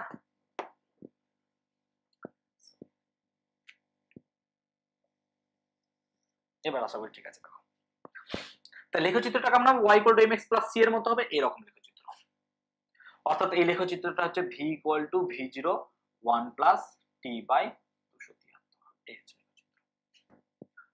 এবার দেখো লেখচিত্রটাকে যদি আমরা নেগেটিভ টি অ্যাক্সিস, এটা তো টি অ্যাক্সিস, টি মানে ডিগ্রি সেলসিয়াস, আমি যদি নেগেটিভ দিকে নিয়ে যাই তাহলে এদিকে মাইনাস। তো দেখো এই গ্রাফটা সামহাউ কোন একটা বিন্দুতে এসে ছেদ করছে, এই সমস্ত বিন্দুতে, এই বিন্দুটাতে এসে ছেদ করছে। তাহলে এই অ্যাক্সিস বরাবর টি অ্যাক্সিসে ভি এর ভ্যালু কত? 0। তাহলে এটা হচ্ছে এমন একটা উষ্ণতা যেখানে ভি এর ভ্যালু 0 এবং তার মান কত হবে তাহলে? -273 ডিগ্রি সেন্টিগ্রেড। অর্থাৎ এই লেখচিত্রটা উষ্ণতা অক্ষকে যে বিন্দুতে ছেদ করবে তার মান -273 ডিগ্রি সেন্টিগ্রেড। তাই তো দেখাচ্ছি আমি, -273 ডিগ্রি সেন্টিগ্রেডে লেখচিত্রটা ছেদ করবে। এই হচ্ছে সিম্পল ফর্মুলা। ঠিক আছে, তাহলে হলো মোটামুটি আমাদের V equal to v0 plus T by 273 তার লেখচিত্র। এটা সেলসিয়াস স্কেলের লেখচিত্র, কারণ দেখো ডিগ্রি সেলসিয়াস আছে। এবার যদি আমরা চার্লসের, বুঝাতে পারলাম আশা করি, কোনো সমস্যা হলে কমেন্ট করবে, হ্যাঁ। এবার যদি আমরা চার্লসের সূত্রটাকে একটু অন্য রূপে দেখতে চাই তাহলে সেই লেখচিত্রটা কেমন হবে? ঠিক আছে, ওকে। আচ্ছা, মাধ্যমিকের মক টেস্ট তোমাদের শুরু হচ্ছে। মাধ্যমিকের মক টেস্ট যারা যারা দিতে চাও, ফ্রিতে মাধ্যমিকের মক টেস্ট হচ্ছে। যারা যারা মাধ্যমিকের মক টেস্ট দেবে তারা একটু যোগাযোগ করো আমার সঙ্গে, ঠিক আছে?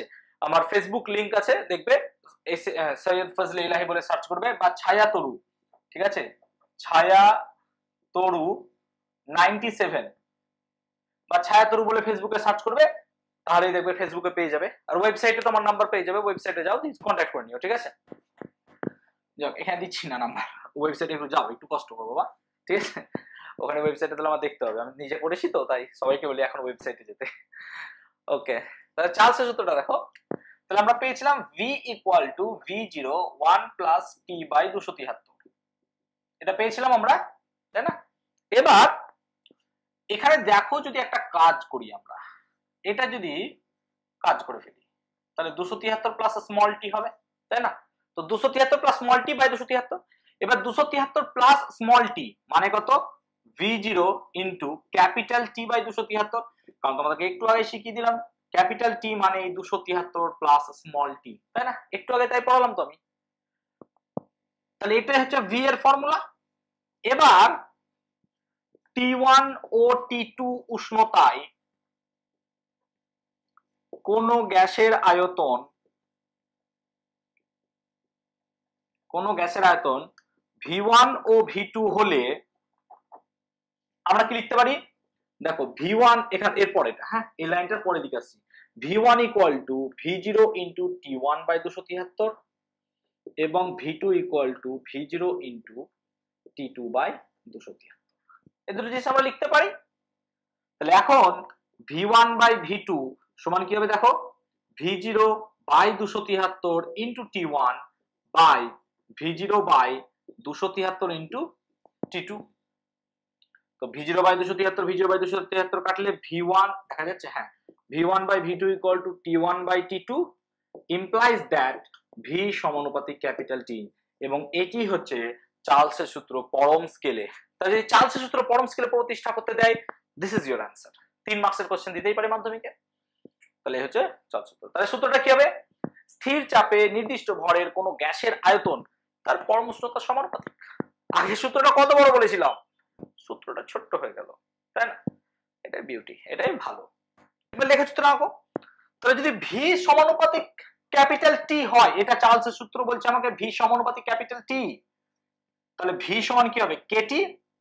তাহলে Y ইকুয়াল টু mx, এরকম লেখচিত্র না, Y ইকুয়াল টু mx এর মতো, কারণ V ইকুয়াল টু KT টা দেখো, V কে যদি y অ্যাক্সিস, T কে যদি x অ্যাক্সিস চুজ করি আমরা, তাহলে তাই দাঁড়ায়। তাহলে এখন যদি লেখচিত্র আঁকি, এটা কথায় বেশি গ্যাপ আছে। এখন যদি লেখচিত্রটা আমরা অঙ্কন করি, তাহলে এটা হচ্ছে তার লেখচিত্র V ভার্সেস ক্যাপিটাল T। তাহলে হবে V ভার্সেস ক্যাপিটাল T লেখচিত্রটা হবে কি না, তো স্যার মূল বিন্দুগামী সরল রেখা। V ভার্সেস ক্যাপিটাল T লেখচিত্রটা হচ্ছে মূল বিন্দুগামী সরল রেখা। ক্লিয়ার হয়েছে চার্লসের সূত্র? কোনো সমস্যা হলে আমাকে বলবে একটু, ঠিক আছে? দেখে নাও, চার্লসের সূত্র আমরা মোটামুটি কমপ্লিট করলাম। এরপর পড়বো চাপের সূত্র, ঠিক আছে? তো চাপের সূত্রটা একটু চটপট দেখে নি।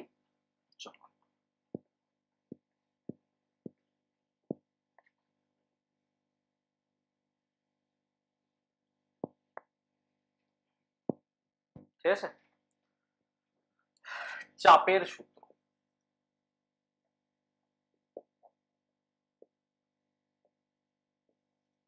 চাপের সূত্রটা কি না, তো স্থির আয়তনে নির্দিষ্ট ভরের কোন গ্যাসের চাপ প্রতি 1 ডিগ্রি সেন্টিগ্রেড উষ্ণতা বৃদ্ধি বা হ্রাসের জন্য 0 ডিগ্রি সেন্টিগ্রেড উষ্ণতায় ওই গ্যাসের যা চাপ তার 1/273 অংশ বৃদ্ধি বা হ্রাস পায়। দেখো চার্লসের সূত্র আর চাপের সূত্রের মধ্যে কোনো পার্থক্য নেই, কোনো তফাৎ নেই, শুধু চার্লসের যেটা আয়তন বলেছিলাম সেটা হয়ে যাবে এখানে চাপ, আর চার্লসের যেটা চাপ বলেছিলাম সেটা এখানে হয়ে যাবে আয়তন, বাস এইটুকুই পার্থক্য। তার মানে চাপের সূত্র এক্স্যাক্টলি সেম হবে, PT equal to P0 1 plus T by 273, এবং এর লেখচিত্রটা আমরা এক্স্যাক্টলি সেম হচ্ছে না চার্লসের সূত্রের সঙ্গে, শুধুমাত্র আয়তনটা আলাদা, চাপটা একই হয়ে যাচ্ছে। চাপের জায়গায় আয়তন, তার মানে এটা হচ্ছে -273 ডিগ্রি সেন্টিগ্রেড, যেখানে প্রেসার হয়ে যাচ্ছে 0, এদিকটা P দেখাচ্ছে, এদিকটা T দেখাচ্ছে, সেম জিনিস, চার্লসের সূত্রের মতোই তো। এবং এখান থেকে আমরা এটাও লিখতে পারি, তাহলে P1 by P2 equal to T1 by T2, এটাও হবে। এবং এর লেখচিত্রটা কেমন পেয়েছিলাম আমরা, সরি পেকে যাচ্ছে না, দাঁড়াও,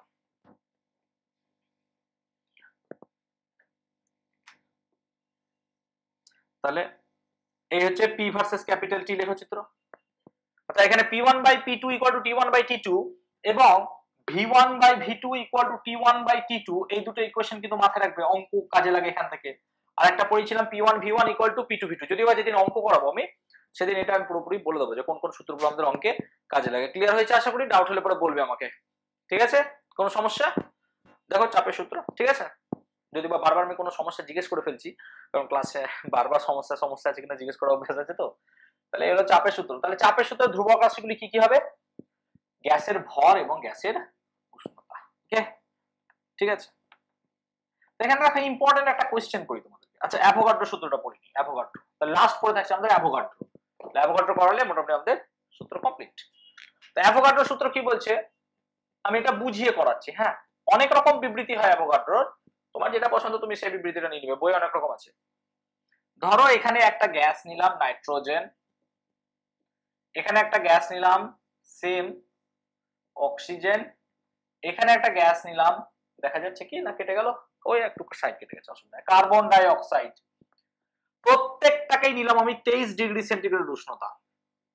তাহলে একই চাপ হয়ে গেছে, একই আয়তন উষ্ণতা হয়ে গেছে সকলে। প্রত্যেকের মধ্যে আমি রাখলাম কি 1 atm চাপ, তাহলে এরও 1 atm চাপ। আর প্রত্যেকের আয়তন ধরলাম আমি 22.4 লিটার, নিচে লিখে দিই। তাহলে এদের মধ্যে যে অণু থাকবে, অণুর সংখ্যা, অণু সেগুলো সব সমান হবে, অর্থাৎ অণুর সংখ্যা প্রত্যেকের মধ্যে সেম হবে। তিনটে জিনিস একই হলে এন একই হবে। এবার দেখো, একই চাপ ও উষ্ণতায় সম আয়তন সকল গ্যাসের সমসংখ্যক অণু থাকে, অর্থাৎ অ্যাভোগাড্রো সূত্রের ধ্রুবক রাশি কি কি, এটা খুব পরীক্ষায় আসে। একটা হচ্ছে চাপ আর একটা হচ্ছে উষ্ণতা, এই দুটো হচ্ছে ধ্রুবক রাশি। অ্যাভোগাড্রো সূত্রের ধ্রুবক রাশি হচ্ছে চাপ উষ্ণতা। একই চাপ উষ্ণতায় সম আয়তন সকল গ্যাসের সমসংখ্যক অণু থাকে, তার মানে তোমার যদি আয়তন বাড়ে মোল নাম্বারও বাড়বে, এইটা হচ্ছে কি অ্যাভোগাড্রো সূত্র। অর্থাৎ অ্যাভোগাড্রো সূত্র থেকে পাওয়া যায় v1/v2, দ্যাট মিন্স n1/n2। এটা হচ্ছে অ্যাভোগাড্রোস ফর্মুলা। তো মাথায় রাখবো অ্যাভোগাড্রো সূত্র। এইভাবে মোটামুটি আমরা পড়াশোনাটা করব, তাই না? ক্লিয়ার হয়েছে? তো দেখো, বোঝাতে পারলাম অ্যাভোগাড্রো সূত্রটা ভালো করে তোমাদের। আচ্ছা, এরপর একটা কোশ্চেন তোমাদেরকে যদি করি, যে বেলুন, আমরা যে বেলুন ইউজ করি, সো বেলুনে যখন গ্যাস ঢোকানো হয়, বারবার শুনে নাও কোশ্চেনটা, বাড়িতে করবে, ঠিক আছে? বেলুনে যখন গ্যাস ঢোকানো হয় তখন তার চাপ এবং আয়তন উভয়ই বাড়ে, কিন্তু বয়েল আমাদেরকে বলছে চাপ আর আয়তন একসঙ্গে বাড়বে না, চাপ কমলে আয়তন বাড়বে, চাপ বাড়লে আয়তন কমবে। তাহলে বেলুনে যখন গ্যাস ঢোকানো হয় তখন তার চাপ আর আয়তন কিভাবে বাড়ে? 2 নম্বর, এই কোশ্চেন গুলো আমার ওয়েবসাইটে পেয়ে যাবে। হ্যাঁ, ওয়েবসাইটে দেখবে তুমি, ওই ক্লাস 10 এ ঢুকবে, দিয়ে স্টাডি ম্যাটেরিয়াল আছে, ক্লাস 10 এ ঢুকে তারপর স্টাডি ম্যাটেরিয়ালে যাবে, তাহলে পেয়ে যাবে। 2 নম্বর কোশ্চেন, তোমাদের যদি বলা হয় যে রাস্তায় হঠাৎ চলতে চলতে সাইকেলের টায়ার পাংচার হয়ে গেল, কেন? কোনো কিছু ঢোকেনি তার মধ্যে, কোনো নেল বা কোনো মানে পেরেক টেরেক এনিথিং, কোনো কিছু ঢোকেনি, তা সত্ত্বেও কি হয়ে গেল, সেটা ফেটে গেল, কেন? এই দুটো প্রশ্নের উত্তর যদি পারো তাহলে জানবে চার্লস এবং বয়েল মোটামুটি কমপ্লিট আমাদের কাছে। এগুলো হচ্ছে দুটো ব্যতিক্রম, ঠিক আছে? এই হলো আমাদের মোটামুটি চার্লস, বয়েল এবং অ্যাভোগাড্রো সূত্র। এবার পড়বো চার্লস ও বয়েলের সমন্বয় সূত্র। দেখো, আমি একটা প্যাটার্নে পড়াই সবসময়, দেখো প্যাটার্নটা ফলো করো। বইয়ের মতো কিন্তু প্যাটার্ন তুমি মেলাতে পারবে না হয়তো, কিন্তু আমার মতো প্যাটার্ন যদি তুমি করে খাতায় টুকে রাখো, তার থেকে ভালো কিছু আর হবে না, আই গেস। আমি দেখো সবচেয়ে ভালো বলছি না, একটা স্ট্যান্ডার্ড, কারণ কোনো কিছুর লিমিট হয় না, পড়াশোনা তো লিমিট হয় না, তুমি এখানে আরো বেশি অনেক কিছু করতে পারো, ডাল্টনের আংশিক চাপ সূত্র করতে পারো, এনিথিং করতে পারো, কিন্তু আমি সেই জন্য বলছি যে যতটুকু পড়াচ্ছি মোর দ্যান এনাফ, ঠিক আছে? তুমি ক্লাস দেখে আশা করি বুঝতেই পারছো তোমরা যে কেমন বা এনিথিং, ঠিক আছে? যাই হোক, তো চার্লস ও বয়েলের সমন্বয় সূত্র, চার্লস ও বয়েলের সমন্বয় সূত্র, ঠিক আছে? তো দেখো, বয়েলের সূত্র থেকে আমরা পাই, বয়েলের সূত্র থেকে আমরা পাই ভি সমানুপাতিক 1/p, যখন ভর ও উষ্ণতা স্থির। কেটে গেল কি স্থিরটা? না, লেখা আছে নিচে। আচ্ছা, আমার এখানে ল্যাপটপ আছে, হ্যাঁ ল্যাপটপ আমি দেখছি, তারপর বলি। আচ্ছা, তারপর হচ্ছে কি চার্লসের, লিখছি না, হ্যাঁ বাবা, চার্লসের সূত্র থেকে আমরা পাই, লিখছি না, একটু লিখে নাও তোমরা, V proportional to capital T, কি হয় যখন ভর ও চাপ স্থির। এবং তাহলে এই দুটো সমন্বয় করতে হবে আমাদেরকে। যৌগিক ভেদের নিয়ম অনুসারে ভি সমানুপাতিক ক্যাপিটাল টি বাই পি যখন সবগুলি পরিবর্তনশীল, ঠিক আছে?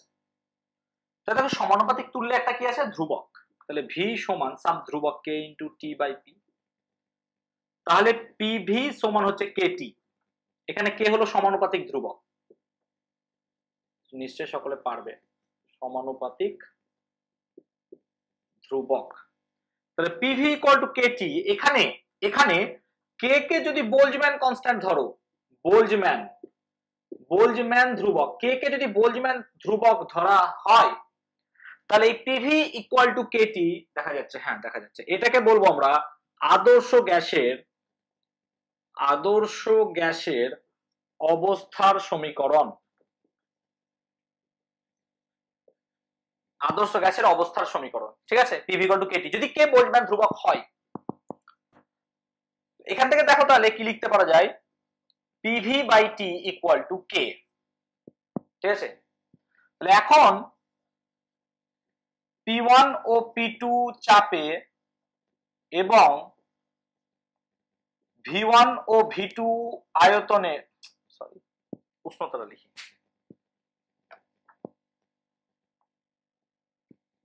এবং T1 ও T2 উষ্ণতায় কোন গ্যাসের আয়তন V1 ও V2 হলে P1 V1 by T1 equal to P2 V2 by T2। এটা হচ্ছে চার্লস বয়েলের সমন্বয় সূত্র। এতদূর পর্যন্ত আমাদের করতে হবে P1 V1 by T1 equal to P2 V2 by T2, অর্থাৎ চাপ আয়তনের গুণফল বাই টি উষ্ণতা এর গুণফল সর্বদা মানে যাই হোক এই রাশিটা সবসময় ধ্রুবক থাকবে, ঠিক আছে। আশা করি বুঝতে পেরেছি। এবার এখানে একটা পয়েন্ট করে দিই তোমাদের, দেখো আশা করি এখানে দেখতে পাচ্ছ এই P ইনটু V, এই যে P ইনটু V রাশিটা আছে এটা অ্যাকচুয়াল কিন্তু কোনো কার্যকে বোঝায় বা শক্তিকে বোঝায়, কার্য অথবা শক্তিকে বোঝায়।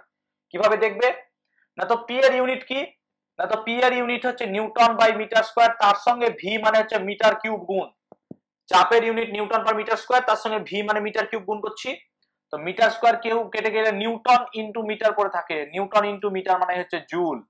সো দেখো P ইনটু V হচ্ছে অ্যাকচুয়ালি কি শক্তি বা জুলের ইউনিট। ক্লিয়ার হয়েছে আশা করি, দেখা যাচ্ছে তো ওই দিকটা, হ্যাঁ দেখা যাচ্ছে, ক্লিয়ার হয়েছে। তাহলে চার্লস বয়েলের সমন্বয় সূত্র PV ইকুয়াল টু কেটি। এবার এখান থেকে করছি, হ্যাঁ এতদূর হলো। এবার ধরো যদি আমরা 1 মোল গ্যাস চুজ করি, এর নিচে লিখবে, হ্যাঁ এটা আলাদা একটা পয়েন্ট, এর নিচে লিখবে এখন 1 মোল গ্যাসের জন্য কে কে ক্যাপিটাল আর, লেখা বোঝা যাচ্ছে, হ্যাঁ কে কে ক্যাপিটাল আর, কে কে আর নয়, হ্যাঁ কলকাতা নাইট রাইডার্স নয়, কে কে আর কলকাতা নাইট রাইডার্স নয়, কে ওয়াইকার কে ক্যাপিটাল আর, কে কে আর দ্বারা প্রতিস্থাপিত করা যায়, প্রতিস্থাপিত করা যায়, ঠিক আছে, কে কে আর দ্বারা প্রতিস্থাপিত করা যায়। ক্লিয়ার হয়েছে এটা, কে কে আর কে প্রতিস্থাপিত। তাহলে এখন তাহলে পিভি সমান কি হবে আরটি, এবং এন মোল গ্যাসের জন্য পিভি ইকুয়াল টু এনআরটি, এটি হলো আদর্শ গ্যাসের সমীকরণ। So PV equal to nRT হলো আদর্শ গ্যাসের সমীকরণ, আদর্শ গ্যাসের সমীকরণ। আশা করি বুঝতে পেরেছি আদর্শ গ্যাসের সমীকরণটা কিভাবে প্রুফ করা যায়। সো আমরা দেখো বয়েল ও চার্লসের সমন্বয় সূত্র থেকে সমীকরণটা প্রুফ করলাম, বুঝতে আশা করি অসুবিধা নেই। চার্লস ও বয়েলের সমন্বয় সমীকরণ থেকে কোশ্চেন এভাবে দেয়, চার্লস ও বয়েলের সমন্বয় সূত্রটি লেখো, এই প্রতিষ্ঠিত করো এবং সেখান থেকে আদর্শ গ্যাসের সমীকরণটি প্রতিষ্ঠিত করো। তাহলে এখান থেকে টুক করে হয়ে গেল, 3 এ 3 দিয়ে দিবে আমাদেরকে। তাই দেখো এই হচ্ছে কনসেপ্ট। এবার আমরা যেটা পড়বো বাস্তব গ্যাস এবং আদর্শ গ্যাস, ঠিক আছে। তো অনেক সময় কোশ্চেন দিয়ে দেয়, আমি দেখছি অনেক টেস্ট পেপার বা টার্গেটে থাকছে যে পিভি রাশিটা কি প্রকাশ করে। তো মনে রাখবে এখনই তোমাদের বোঝালাম আমি যে পিভি রাশিটা সবসময় কার্য বা শক্তিকে বোঝায়, কার্য বা কোনো শক্তিকে বোঝায় পি ইন্টু ভি দ্বারা। ক্লিয়ার হয়েছে আশা করি, ঠিক আছে ওকে। এবার যেটা পড়বো আমরা আদর্শ বাস্তব গ্যাস। দেখো আদর্শ গ্যাস কাকে বলে, না তো যে সমস্ত গ্যাস চার্লস ও বয়েলের সূত্র মেনে চলে তাদেরকে বলবো আদর্শ গ্যাস। যারা চার্লস ও বয়েলের সূত্র বা আদর্শ গ্যাসের সমীকরণ মেনে চলে তাদেরকে বলবো আদর্শ গ্যাস। এই আদর্শ গ্যাস। বাস্তব গ্যাস কাদেরকে বলে, যারা এগুলো মেনে চলে না। তাহলে যারা চার্লস এবং বয়েলের সূত্র বা আদর্শ গ্যাসের সমীকরণ মেনে চলে না তাদেরকে বলবো আমরা কি বাস্তব গ্যাস। প্রকৃতিতে দেখা যায় সবগুলোই বাস্তব গ্যাস, আদর্শ গ্যাস কেউ নাই। তা সেটা তখন কি ভুল পড়লাম আমরা? আমরা দেখো আদর্শ জিনিসটাকে পড়ে তারপর তো রিয়ালাইজ করি বাস্তব গ্যাস, ঠিক আছে। আদর্শ গ্যাসটাকে পড়ে আমরা তারপর বাস্তব গ্যাসটাকে রিয়ালাইজ করি। আমরা সবাই চাই আব্দুল কালামের মতো, বিবেকানন্দের মতো হতে। আমরা তো চাই, ছোটবেলা থেকে আমাদের তাই শেখানো হয়। তারপর আমরা যতটা যেতে পারি, ঠিক আছে, এই পথে। তো এখানে দেখো আদর্শ গ্যাসের সমীকরণ পিভি ইকুয়াল টু আরটি মেনে চললে সেটা হবে। তাহলে আমরা আরটাকে এখনো পড়িনি। তাহলে এই পিভি ইকুয়াল টু এনআরটি, এখানে আরটাকে আমরা কি বলবো? পিভি ইকুয়াল টু এনআরটি, সর্বজনীন গ্যাস ধ্রুবক, সর্বজনীন দুর্গোৎসব নয়, হ্যাঁ, সর্বজনীন গ্যাস ধ্রুবক। এর আগে মাত্রাটা বিবেচনা করি, মাত্রা। তো সর্বজনীন গ্যাস ধ্রুবক মাত্রা কি ভাই? দেখা যাচ্ছে মাত্রা লেখাটা? ঠিক আছে, আশা করি দেখা যাচ্ছে। ওকে, ক্লাস ভালো লাগছে? বোরিং লাগছে না তো ক্লাসে যে কি করাচ্ছি না করাচ্ছি? ঠিক আছে, ভালো লাগছে আশা করি। হ্যাঁ, তো যাই হোক, একটু লাইক করে দিও, শেয়ার করে দিও বন্ধুর মধ্যে, ঠিক আছে, আর চ্যানেলটাকে একটু সাবস্ক্রাইব করে নাও। চলো, তাহলে আর সমান লিখতে পারি আমি কি? পিভি বাই এনটি, এটা লিখতে পারি, তাই না? PV by NT. তাহলে পিভি বাই এনটি, তাহলে পি এর মাত্রা কি? না তো স্যার পি এর মাত্রা ml to the power -1 T to the power -2। যারা পি এর মাত্রা এখনো জানো না ml to the power -1 T to the power -2, তারা কান ধরে 10 বার করে উঠবস করো, কারণ 9 এটা করে ফেলেছো অলরেডি, তাই না? তো চাপের মাত্রা ml to the power -1 T to the power -2। আচ্ছা, আয়তনের মাত্রা কি হয়? আয়তনের মাত্রা হচ্ছে এল কিউব। মোলের মাত্রাটাকে আমরা ক্যাপিটাল এন দ্বারা লিখবো, আর টেম্পারেচারের মাত্রাটাকে আমরা থিটা দিয়ে লিখবো। তাহলে এটা হয়ে যায় ml square T to the power -2 n to the power -1 theta to the power -1, এবং এটাকে পুরোটাকে থার্ড ব্র্যাকেটে দিব, পাট পাট করে দিয়ে দাও। এবার দেখো এটা হচ্ছে কার্যের মাত্রা, কার্যের মাত্রা হচ্ছে ml square T to the power -2। তাহলে যদি এখন এটা হচ্ছে তার মাত্রা, তাহলে এটা যদি কার্যের মাত্রা, তাহলে এককটা আমরা এখান থেকে বানিয়ে নিতে পারি। কি কি হবে কার্যের মাত্রার একক? তাহলে এসআই পদ্ধতিতে ইউনিট হবে joule mole to the power -1 kelvin to the power -1। CGS পদ্ধতিতে কি হবে স্যার? না তো erg mole to the power -1 kelvin to the power -1। Very simple. এবার আমরা আর এর মান নির্ণয় করব, সর্বজনীন গ্যাস ধ্রুবক আর এর মান নির্ণয় করব। তো প্রথমে সিজিএস পদ্ধতিতে করি। তো দেখো এখান থেকে আমরা পেয়ে যাচ্ছি সিজিএস পদ্ধতিতে আর এর মান নির্ণয়। সিজিএস কারা কারা জানো না সিজিএস এর পুরো নাম? সবাই জানো তো? লিখে দিও তো একটু কমেন্টে, যারা যারা সিজিএস এর নাম জানো। যাই হোক, লিখতে হবে না, থাক, সবাই জানো। আর equal to PV by NT. তাহলে আর সমান হচ্ছে পিভি বাই এনটি। তো পি এর ভ্যালু কত স্যার? না তো 1.013 ইনটু 10 টু দি পাওয়ার 6, যেহেতু সিজিএস এ করছি তাই ডাইন নিতে হবে, ইনটু ভি এর মান কত? 22,400 সেন্টিমিটার কিউব, বাই এন এর মান 1 মোল, আর তার সঙ্গে টি এর ভ্যালু হচ্ছে 273 কেলভিন। তুমি যদি পুরো ক্যালকুলেশন করো এইটাই আসবে, into 10 to the power 7 erg mole to the power -1 kelvin to the power -1।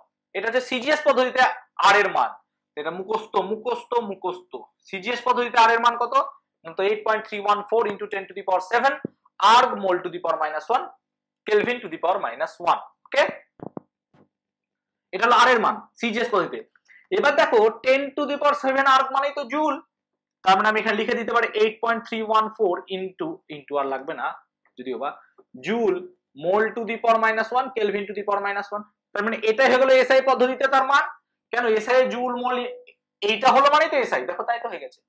তার মানে এটা হলো সিজিএস পদ্ধতিতে মান, এটা হলো এসআই পদ্ধতিতে মান। ক্লিয়ার? সিজিএস আর এসআই তুমি এখানে এসআই করতে পারো।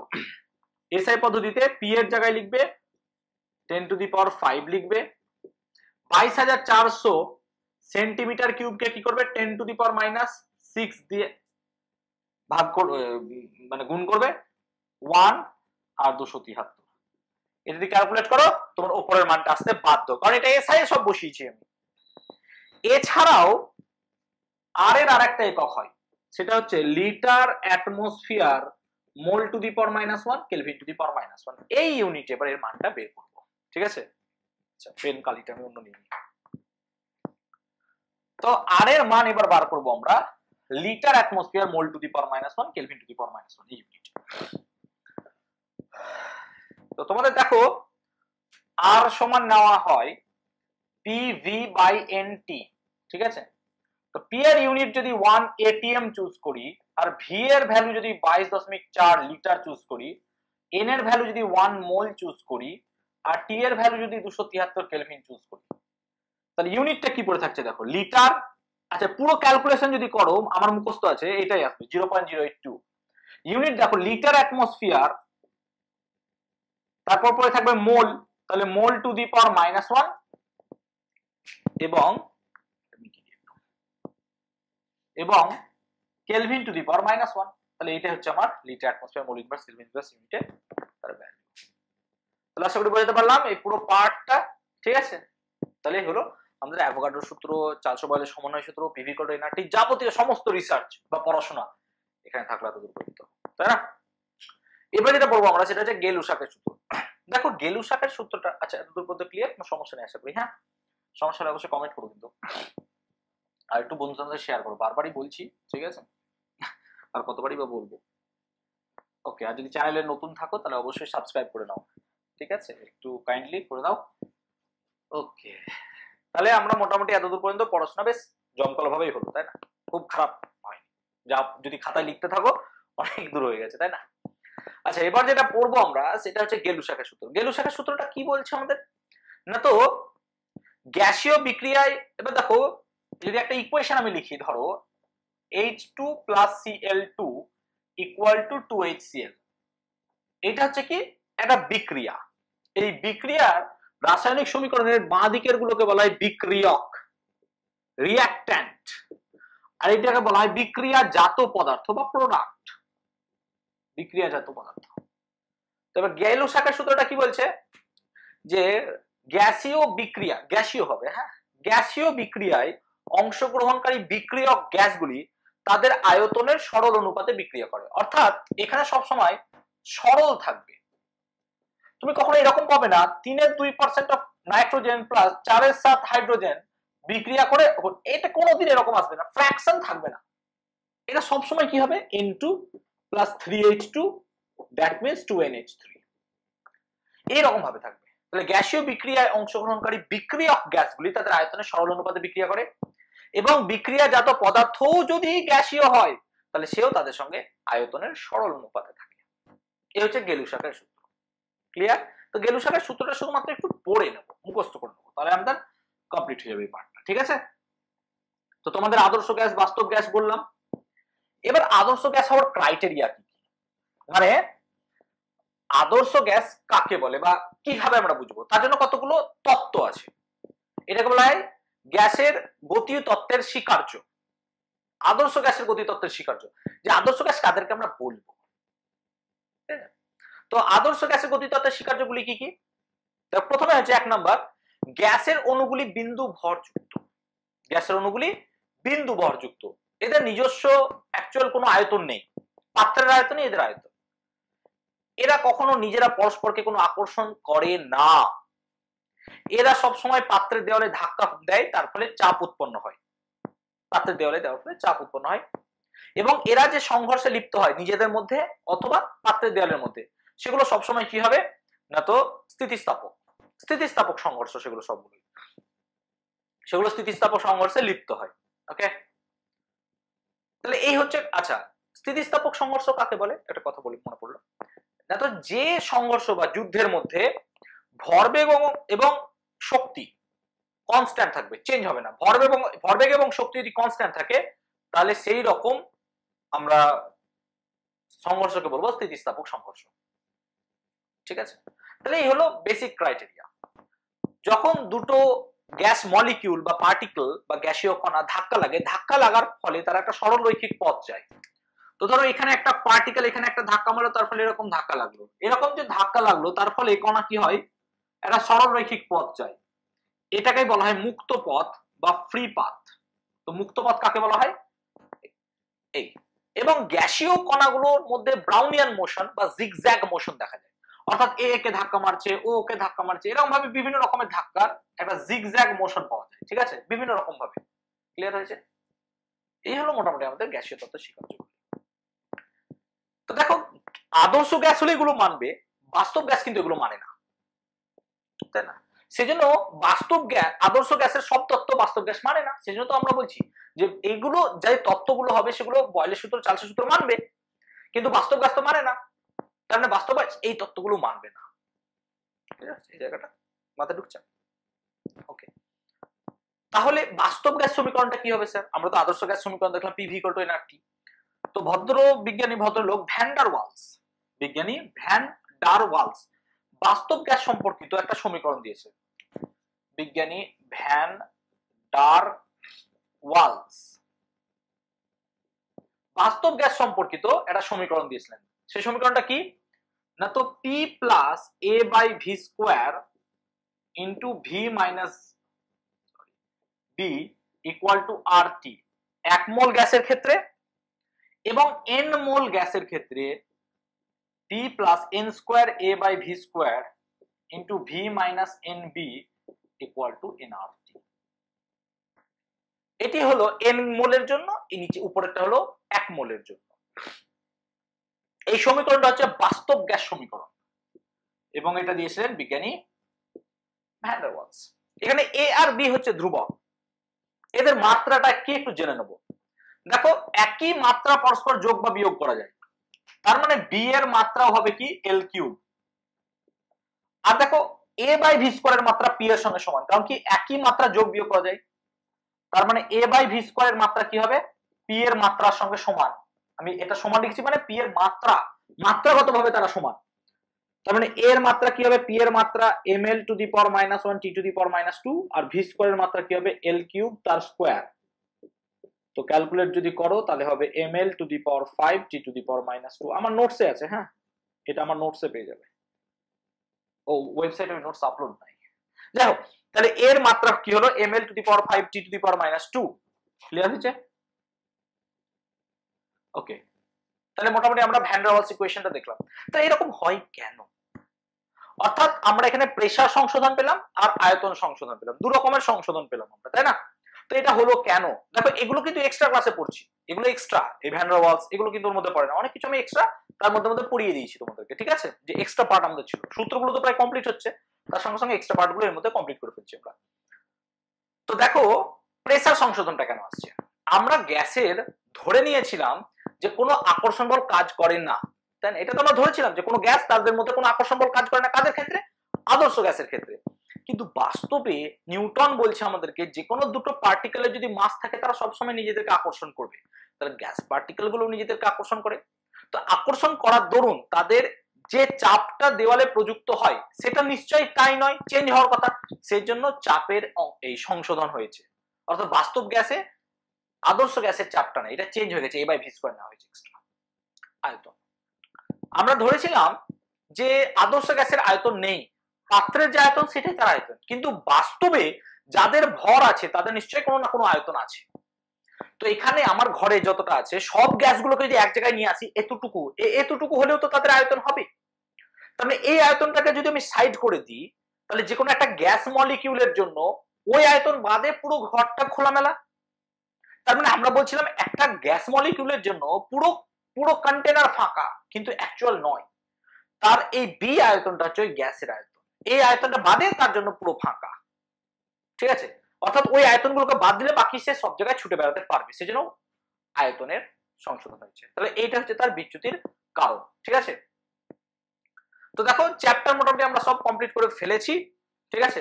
চ্যাপ্টারের যাবতীয় যা তথ্য তোমাদের বলেছিলাম বা যা তথ্য বলেছি সেগুলো সবগুলো ভালো করে একবার পড়বে, রিভাইজ করবে, ঠিক আছে? আর যদি কোনো সমস্যা হয় অবশ্যই কমেন্ট করো, বারবার তো বলে দিলাম কমেন্ট করার জন্য, এবং এর অঙ্কগুলো অন্যদিন হবে, অন্য ক্লাসে হবে, তো তার জন্য একটা ক্লাস অবশ্যই রাখবো আমি। তো দেখে নাও, কোনো যদি ডাউট হয় আমাকে কমেন্ট করো, ঠিক আছে? আশা করি তোমাদের ক্লাসটা ভালোই লেগেছে, ঠিক আছে? তো আবার নেক্সট ভিডিওতে দেখা হবে, এবং চ্যানেলটাকে অবশ্যই সাবস্ক্রাইব করে নাও যদি প্রথমবার এসেছো চ্যানেলে, আর সাবস্ক্রাইব করে থাকলে তো অবশ্যই থ্যাংক ইউ, ঠিক আছে? তো চলো টাটা, বাই বাই, আবার পরে দেখা হবে অন্য ভিডিওতে।